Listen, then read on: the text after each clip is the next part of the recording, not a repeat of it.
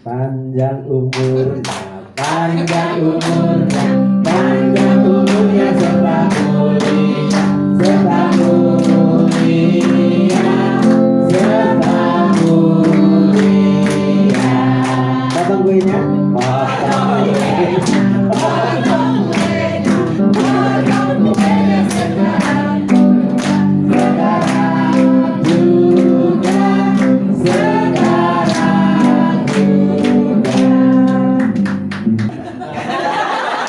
Doakan apa harapannya Ara? Dapat jodoh tahun ini? Katanya tahun ini, tahun depan deh bisa masuk STT itu aja. Oh iya. Dapat jodoh Pak? Puji Tuhan, ya kita sehat selalu lah, semakin dekat sama Tuhan Yesus. Amin. Saling merindukan untuk kita semua untuk memuji menyembah Tuhan di gereja kita GBI KKI. Sama seperti Om Beni tadi. Kan usia kita ditambah 1 tahun, ya kita bersyukur sampai hari ini masih dikasih kesehatan ya. Terus selanjutnya pelayanan ditambah-tambahkan lagi. Kadang-kadang megang mic juga deg-degan. Haleluya. Saya harapannya ya saya sehat, keluarga saya juga sehat, semakin setia sama Tuhan Yesus. Tuhan. Kami percaya ini pengharapan yang sangat berkenan kepadamu. Anak-anakmu ingin semakin dekat dengan Tuhan, semakin maksimal bagi Engkau yang Bapa. Dengarkan doa-doa anak-anakmu ini, kami semua mendukungnya, supaya kami bisa menjadi keluarga yang semakin berkenan kepada Tuhan. Haleluya. Tepuk tangan bagi Tuhan. Berkati anak-anakmu ini dengan masa depan yang baik, dengan kesehatan yang sempurna. Berkati anak-anakmu ini dengan iman yang kuat, supaya di masa-masa yang akan datang anak-anakmu bisa menjadi saksimu, bahkan pelayan Tuhan yang luar biasa. Berkati Juan dengan kasih dari surga. Kau berkati Chelsea, kau berkati Dita, berkati Runa, berkati Marco, berkati Faith, berkati kalian. Kami percaya anak-anakmu ini berharga di mata Tuhan. Tepuk tangan bagi Tuhan. Tuhan yang besar, yang tak berjanji dan sanggup menggenapi imanku bersemakan percaya kuasanya.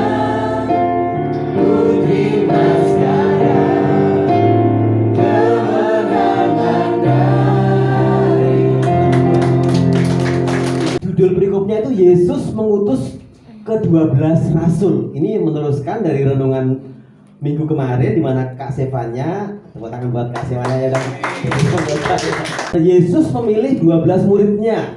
Ke-12 murid itu diutus oleh Yesus dan ia berpesan kepada mereka, janganlah kamu menyimpang ke jalan bangsa lain atau masuk ke dalam kota orang Samaria, melainkan pergilah kepada domba-domba yang hilang dari umat Israel. Ayat ini seringkali dipakai oleh orang-orang di luar Kristen mengatakan Yesus itu bukan buat orang Indonesia, bukan.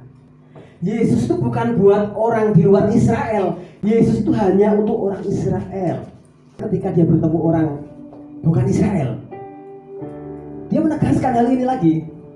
Maka datanglah seorang perempuan Kanaan dari daerah itu dan berseru, kasihanilah aku, ya Tuhan, anak Daud, karena anakku perempuan kerasukan setan dan sangat menderita. Tetapi Yesus sama sekali tidak menjawabnya. Lalu murid-muridnya datang dan meminta kepadanya, suruhlah ia pergi, ia mengikuti kita dengan berteriak-teriak. Jawab Yesus, aku diutus hanya kepada domba-domba yang hilang dari umat Israel. Memang di pasal hari ini kita baca, Yesus mengatakan aku hanya untuk orang Israel saja. Tetapi di bagian akhir dari Matius dikatakan, jadikanlah semua bangsa muridku. Bangsa Israel adalah umat pilihan Allah. Dia dipilih oleh Allah secara khusus, tetapi misinya nanti untuk semua bangsa. Dikatakan Abraham adalah bapa segala bangsa. Dan orang Israel itu disebut oleh Allah sebagai kerajaan imam dan bangsa yang kudus. Maksudnya rencana Allah sebenarnya, Allah memilih umat Israel, dipilih, diajar, dididik, nanti lahir juru selamat. Tujuannya supaya nanti bangsa Israel akhirnya bisa menjadi imam bagi bangsa-bangsa yang lain, bisa membawa bangsa lain kepada Tuhan lewat bangsa Israel ini. Tapi yang terjadi, bangsa Israel seringkali tidak setia. Pada akhirnya perempuan tadi sembuh juga, padahal dia bukan orang Israel. Benar Tuhan, namun anjing itu makan remah-remah yang jatuh dari meja tuannya. Meskipun dia bukan orang Israel, karena imannya, karena kerendahan hatinya dianggap anjing pun dia nggak marah. Maka Yesus menjawab dan berkata kepadanya, "Hei ibu, besar imanmu, maka jadilah kepadamu seperti yang kau kehendaki." Allah pengennya orang Israel dianggap jadi anaknya, diselamatkan dulu, tapi Israel juga punya pribadi, dia bisa menolak. Kita ini pribadi, dan Allah itu juga pribadi, punya perasaan, bisa sedih, bisa kecewa, bisa senang, itu pribadi. Sampai sekarang pun juga sama. Allah nggak bisa maksa orang untuk percaya, bahkan nggak bisa maksa kita untuk ke gereja. Kalau kita ke gereja karena kita sadar dengan kemauan kita untuk datang kepada Tuhan. Tuhan Allahmu ada di antaramu sebagai pahlawan yang memberi kemenangan. Dalam kasih-Nya kita dibaharui, Allah berkirang dengan sukacita. Tuhan Allah bersorak-sorai, karena kita yang bersorak, menjadi perayaan dan sukacita. Dan Tuhan Allah di tengah kita. Tuhan Allah bersorak-sorai karena kita. Jadi melihat Mas Denny menyembah Tuhan, luar biasa. Umatku menyembah luar biasa. Allah itu pribadi dan kita juga pribadi. Itu sebabnya penyembahan kita menjadi sesuatu yang bernilai, karena kita sebenarnya boleh tidak menyembah, bisa tidak menyembah, bisa kita menjauh dari Tuhan, tapi kita mau mendekat pada Tuhan, dan Tuhan bisa bersorak-sorai melihat iman saudara-saudara saya. Tepuk tangan bagi Tuhan. Ini menjelaskan pertanyaan orang-orang di luar Kristen, kok Alkitab kayak gak konsekuen? Bukan gak konsekuen, tapi memang Allah berusaha menyatakan diri, mengenalkan dirinya kepada manusia, dan manusia gak bisa dipaksa. Dia akan berusaha untuk mengenal, apa iya ya Tuhan ya, benar ya, oh ditebus ya, oh seperti itu ya. Dia akan, manusia akan belajar sampai akhirnya mengerti rencana dari Allah. Makanya Alkitabnya dikatakan perjanjian lama, perjanjian baru. Allah berjanji untuk menyelamatkan lewat proses kehidupan bangsa Israel, dan kemudian lewat perjalanan Tuhan Yesus dan gerejanya. Ini menjelaskan mengapa awalnya kok ada ayat Yesus datang hanya untuk orang Israel. Itu karena memang sebenarnya Allah pengennya bangsa Israel selamat dulu. Tapi Paulus mengatakan justru karena penolakan mereka itulah menjadi kesempatan, menjadi berkat bagi bangsa-bangsa lain untuk menerima keselamatan dalam Yesus Kristus. Nah, ayat berikutnya, pergilah dan beritakanlah kerajaan surga sudah dekat. Katakan pada mereka kerajaan surga sudah dekat. Apakah maksudnya ini?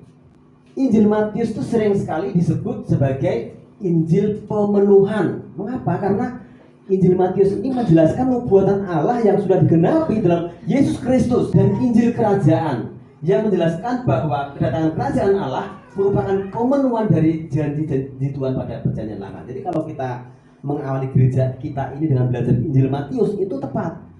Karena meskipun di perjanjian baru, seringkali kita harus kembali ke perjanjian lama yang meneguhkan apa yang kita bicarakan. Sebenarnya kerajaan Allah dan kerajaan surga itu sama atau beda? Menggambarkan suatu gagasan yang sama, yaitu pemerintahan Allah yang kekal. Injil Matius ini ditulis untuk orang-orang Yahudi.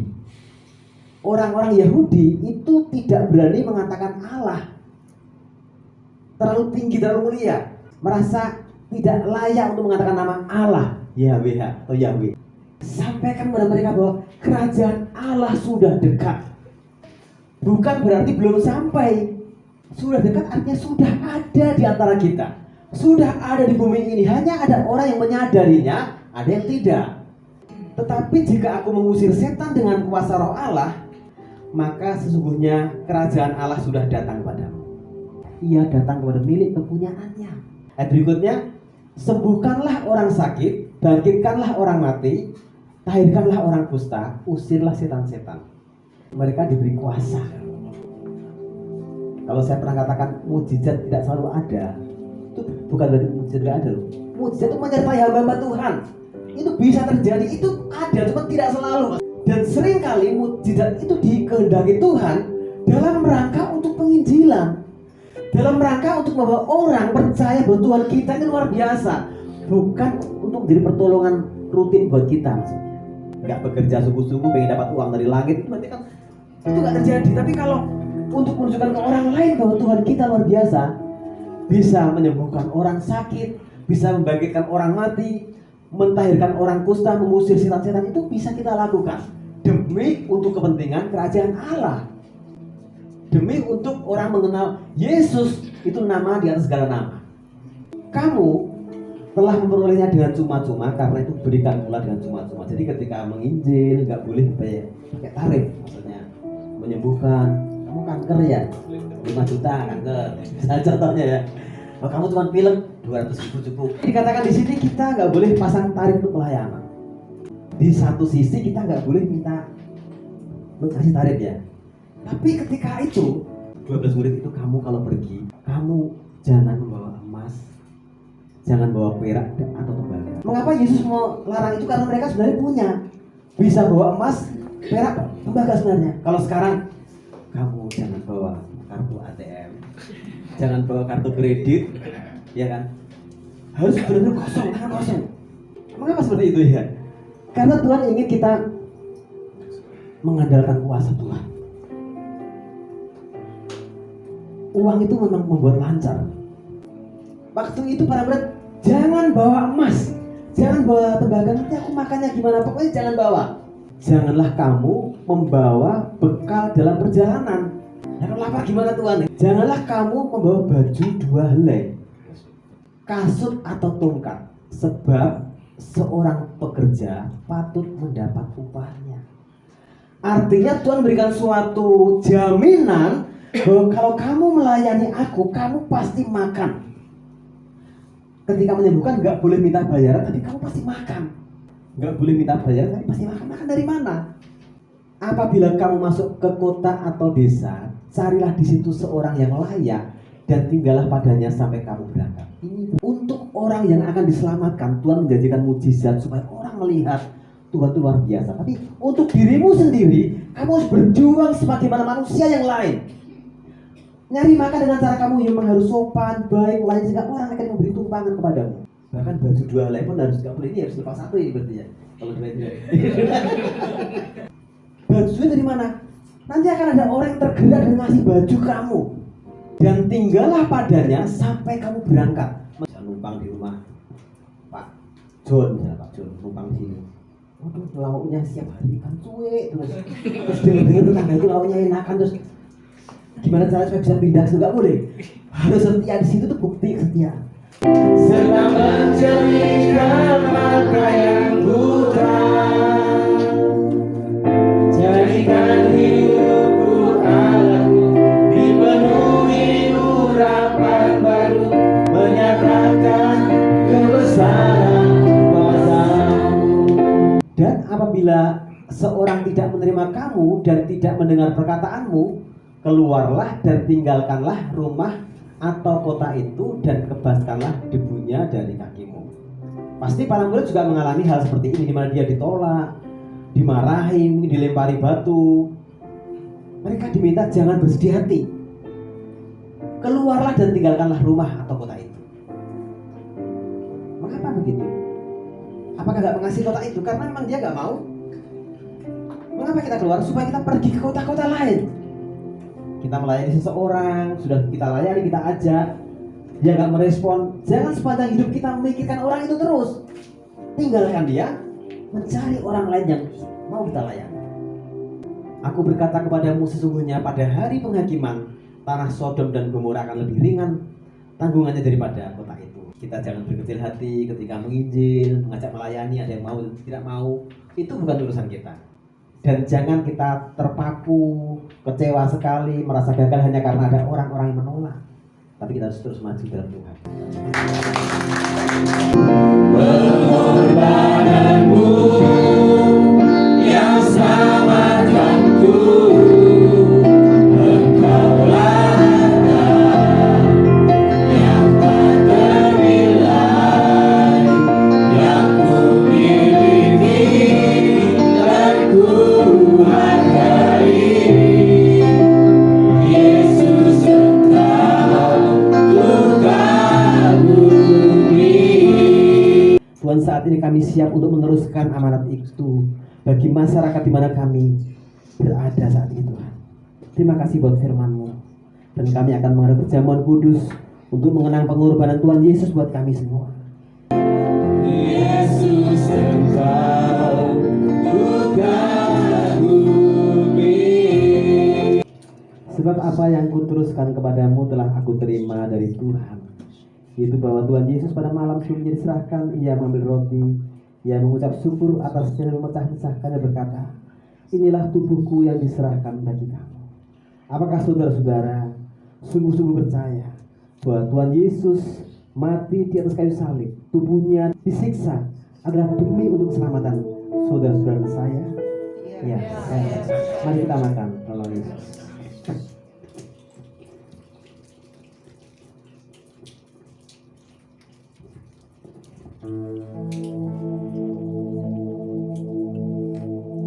Mari kita angkat cawan tinggi-tinggi. Kemudian Tuhan Yesus mengangkat cawan dan berkata, inilah cawan perjanjian baru yang dimeteraikan oleh darahku. Perbuatlah ini menjadi peringatan akan aku. Apakah saudara-saudara dan saya sungguh-sungguh percaya bahwa darah Tuhan Yesus mengampuni segala dosa-dosa kita? Iya, saya percaya. Mari kita minum. Tuhan Yesus.